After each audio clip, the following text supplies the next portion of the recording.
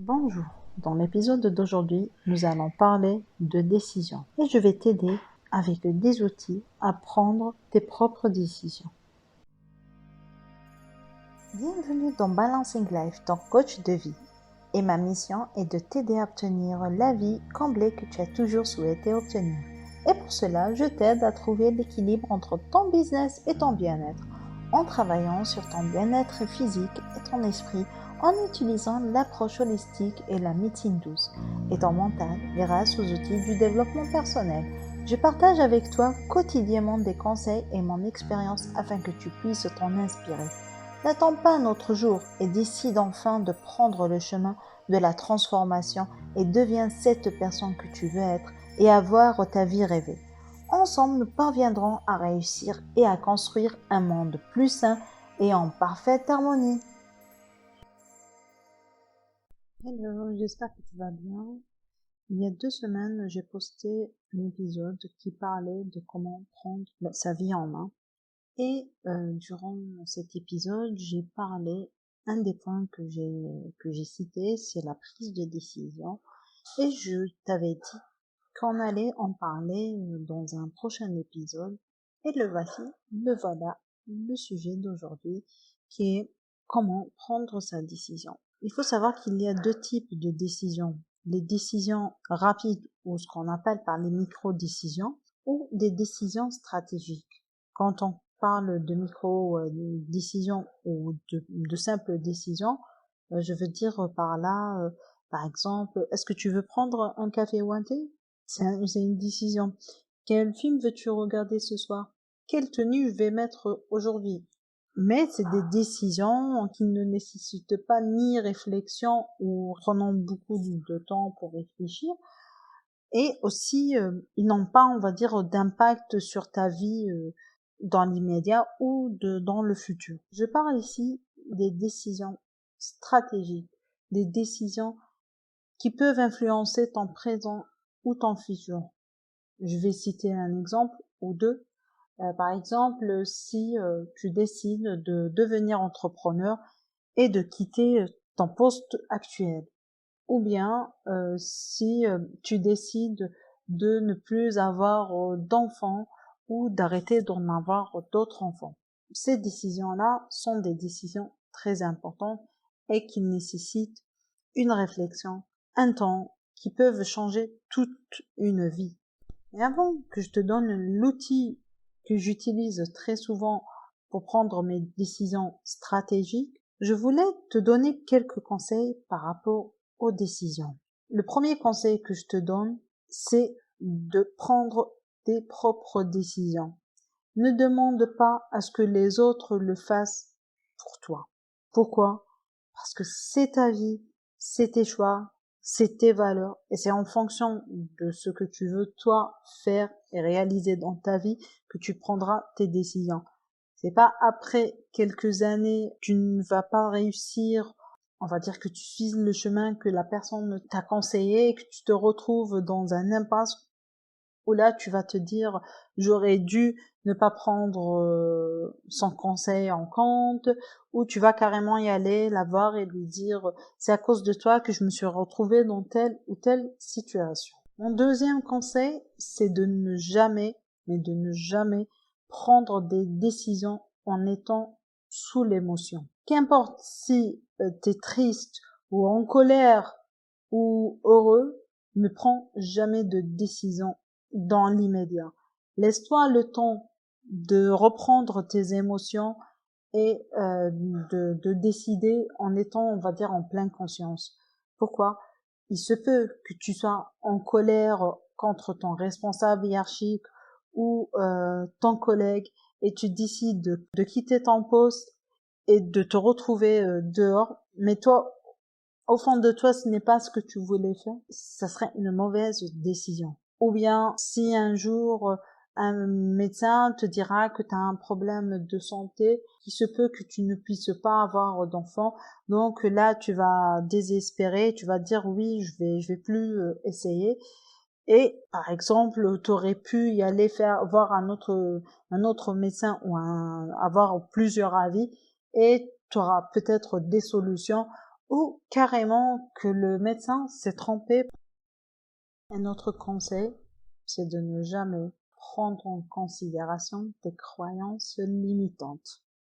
Donc si tu te dis oui, je peux pas quitter mon poste actuel car c'est impossible que je devienne entrepreneur, croyance va vraiment jouer sur ta décision et il se peut que tu vas rater une occasion, une très belle occasion en devenant entrepreneur. Donc avant de prendre des décisions et si tu as des croyances limitantes, je t'invite à réécouter ou à écouter l'épisode de la semaine dernière où je parle de croyances limitantes et comment s'en débarrasser. Et l'avant-dernier conseil, c'est de ne pas prendre en considération la vie, je dirais pas la vie, mais l'expérience de ton ami ou de tes proches. Si par exemple tu as une amie ou un membre de ta famille qui a essayé par exemple de devenir entrepreneur ou de travailler dans un domaine qui est je vais dire dédié pour les hommes, par exemple travailler comme architecte dans des grands chantiers et qu'elle t'a raconté que c'était vraiment insupportable, que c'est un domaine très masculin et tout, il se peut que on va dire, ces phrases-là ou son témoignage va affecter ta décision. Si tu as une décision à prendre, il faudra pas aussi se limiter au témoignage des autres. Et le dernier conseil que j'ai, c'est de ne pas chercher la facilité. C'est de lâcher rapidement et de se dire je préfère rester où je suis que de partir ailleurs ou de changer de pays parce que je me sens bien, je me sens en sécurité ici. Il faut sortir de sa zone de confort. Un autre sujet que j'ai déjà traité lors des anciens épisodes et que je t'invite à y aller écouter ou réécouter. Nous allons maintenant passer à comment moi je prends des décisions quand il s'agit de décisions stratégiques ou très importantes et que je dois vraiment la prendre. Quand j'ai une décision, la première chose que je fais, c'est de me retrouver dans un lieu calme où je me retrouve toute seule sans avoir mes proches devant moi et j'ai toujours de quoi noter, donc un papier, et je coupe mon téléphone, je l'éteins ou je le mets en mode avion pour ne pas être dérangé. Puis je commence à noter en titre la décision que je dois prendre. Par exemple, est-ce que je dois me lancer dans le coaching? Chose que je fais actuellement. Et puis, je fais un petit tableau avec 2 colonnes et je vais noter d'un côté les avantages et dans l'autre côté les inconvénients. Donc, je fais une séance de brainstorming avec moi-même. Et je commence à noter. Par exemple, les avantages d'être coach, c'est d'aider les autres, d'être entrepreneur, d'avoir du temps pour ma famille, etc., etc. Et de l'autre côté, je mettrai les inconvénients. Par exemple, je dois quitter mon travail actuel. Il se peut que le coaching ne réussisse pas et je note tout ce qui me vient en tête et puis tu commences à enlever toutes tes croyances, surtout du côté négatif, en travaillant aussi sur ce côté-là, sur tes croyances.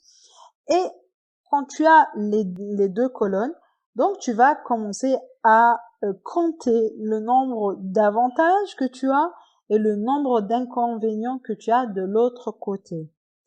Et c'est là que tu verras si tu as plus d'avantages, pourquoi tu vas pas te lancer? Et si tu as beaucoup d'inconvénients, tu prendras dans ces cas ta décision.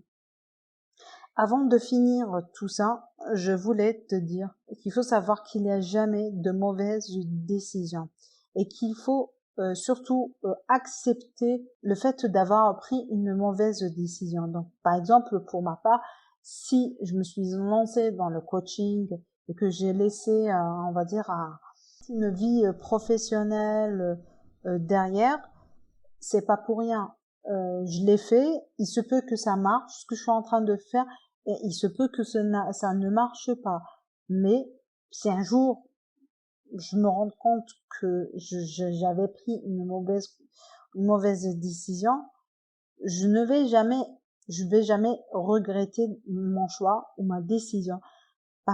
Pourquoi? Parce que suite à cette décision, j'ai pu avoir plus confiance en moi, j'ai pu rencontrer des personnes formidables. Cela ne veut pas dire que dans mon ancien travail, j'avais pas rencontré des personnes, mais j'ai pu aussi, grâce à ça, rencontrer des personnes. J'ai pu aider des personnes qui en avaient besoin.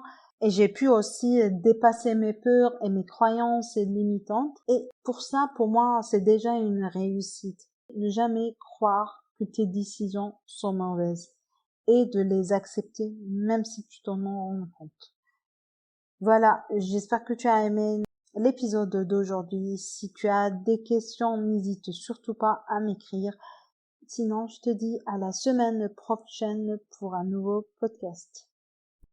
Merci de m'avoir écouté jusqu'au bout. Si tu as aimé l'épisode d'aujourd'hui, laisse-moi un commentaire, cela me fait toujours plaisir de te lire. Et si tu veux contribuer à la construction de ce monde sain et harmonieux, et que tu veux aider les autres, il te suffira de partager l'épisode à ceux qui en auront besoin. N'hésite pas à t'abonner ici et sur mon compte Instagram ou Facebook, car je partage quotidiennement des informations qui peuvent t'aider.